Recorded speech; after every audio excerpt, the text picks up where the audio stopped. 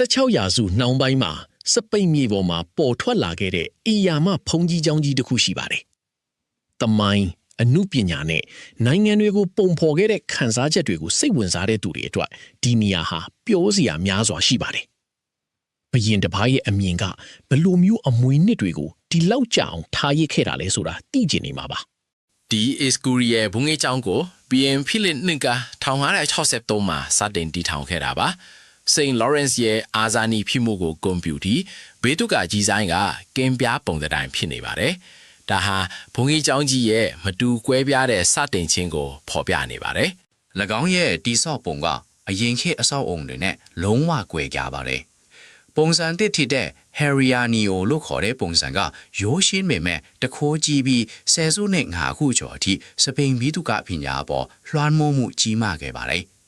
ဒီလောက်ကြီးကျယ်တဲ့လွှမ်းမိုးမှုဘလို့ဖြစ်ပေါ်လာတာလဲ။ဒီအဆောက်အဝီကြီးထဲမှာဖုန်ကြီးကျောင်းဖျားရှိခိုးကျောင်းဘရင်နန်းတော်ကျောင်းတော်နဲ့စားကြီးတိုက်တွေစုပေါင်းတည်ရှိပါတယ်။12ခုသောပင်မရင်ပြင်တွေနဲ့ဝန်ဆောင်မှုရင်ပြင်3ခုပတ်လည်မှာပုံစံကြကြစီစဉ်ထားတာဖြစ်ပါတယ်။ဒါဟာခေတ်ကာလရဲ့အကြီးကျယ်ဆုံးနိုင်ငံရေးအင်အားစုရဲ့ဗဟိုချက်ဖြစ်ခဲ့ပါတယ်။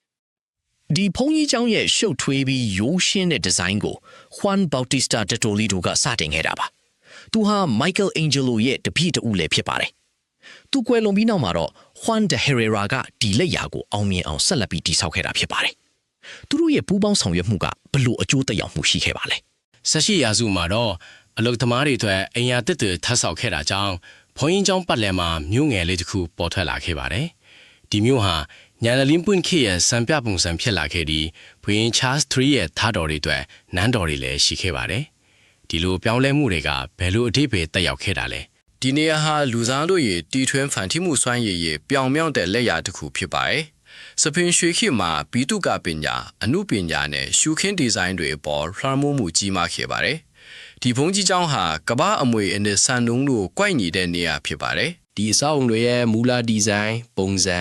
နေရာယူထားပုံအသုံးထားတဲ့ပစ္စည်းတွေနဲ့စိတ်ဓာတ်တွေကိုအပြည့်အဝထိန်းသိမ်းထားပါတယ်